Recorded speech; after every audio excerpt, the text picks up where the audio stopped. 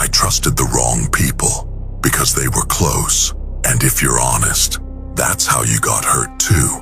Scripture never says betrayal comes from strangers. It says it comes from the table.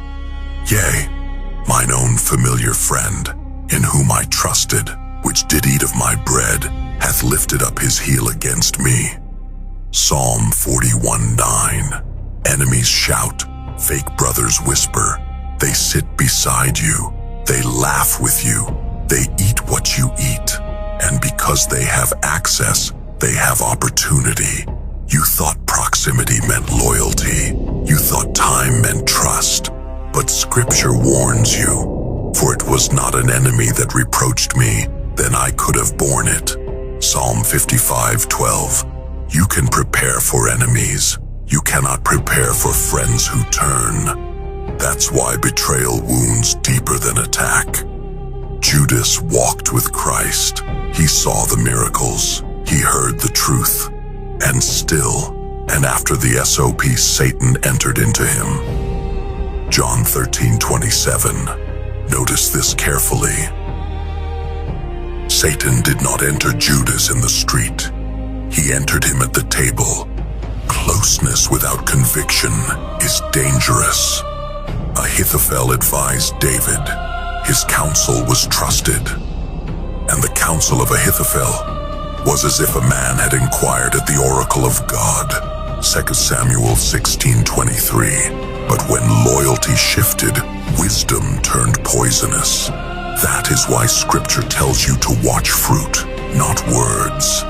A man that flattereth his neighbor spreadeth a net for his feet. Proverbs 29:5. Flattery is not encouragement, it is positioning. Fake brothers never confront you. They study you. They don't challenge your weakness. They wait for it. You shared plans. You shared struggles. You shared vision. And you called it brotherhood. But Scripture already told you, put not your trust in princes, nor in the Son of Man, in whom there is no help. Psalm 146:3. Trust belongs to God alone. Men earn access, not loyalty by proximity. I didn't realize the danger, because it arrived politely, and that's how it gets you too. Betrayal does not rush. It waits for trust to mature. Scripture does not say Judas attacked Jesus. It says he approached him, and he that betrayed him gave them a sign, saying, Whomsoever I shall kiss, that same is he.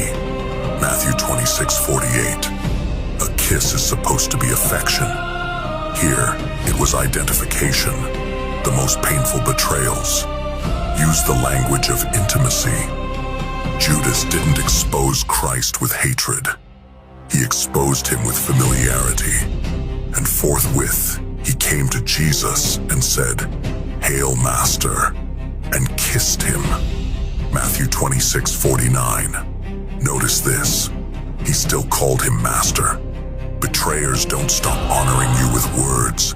They stop honoring you with loyalty. That's why this cuts so deep. You trusted the tone. You trusted the history. You trusted the shared past. But Scripture warned you. A man that flattereth his neighbor spreadeth a net for his feet. Proverbs 29:5. Flattery is not love. It is preparation. Ahithophel did the same to David.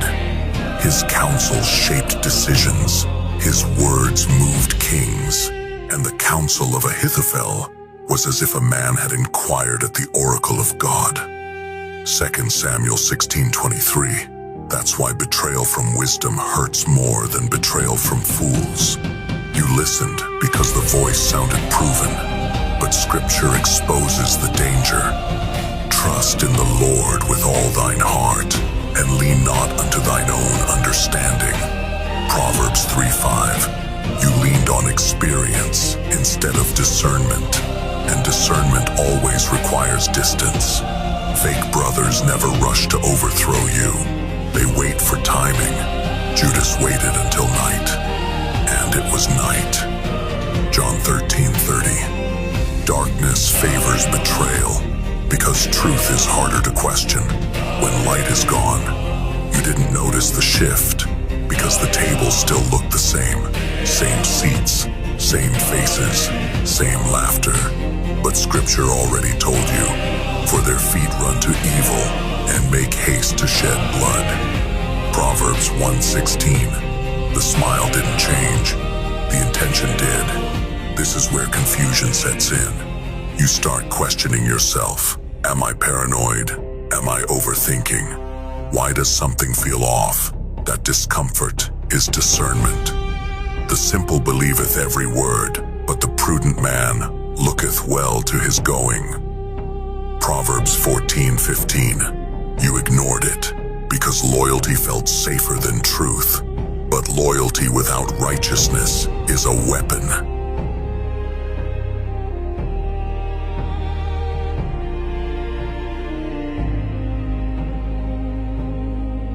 I didn't cut them off. God did. And if you're honest, that's what happened to you too. There are seasons where God does not explain removal. He simply creates distance, because explanation would slow obedience. Scripture shows this clearly. I will take away the stony heart out of your flesh. Ezekiel 36:26. God does not negotiate with what poisons you. He extracts it. You woke up one day and noticed silence, no calls, no messages, no presence, and part of you felt guilty because separation feels cruel when you don't understand why. But Scripture warned you. Cease, my son, to hear the instruction that causeth to err from the words of knowledge. Proverbs 19:27. Some voices must go before wisdom can stay. Fake brothers don't always leave in conflict. Sometimes they fade, and fading hurts more than fighting, because you replay memories, trying to locate the fracture. But Scripture reveals the truth. They went out from us, but they were not of us. 1 John 2:19. Departure is proof of nature. God removes what does not belong when it begins to influence your future. This is pruning. Every branch that beareth fruit, he purgeth it, that it may bring forth more fruit. John 15:2. Pruning feels like loss until growth appears. You didn't lose brothers, you lost weights. You didn't lose loyalty, you lost distraction. And God stayed silent, because silence forces trust. Be still and know that I am God. Psalm 46:10. Stillness is where God rebuilds discernment. This is where isolation becomes protection. Come out from among them and be ye separate. 2 Corinthians 6:17.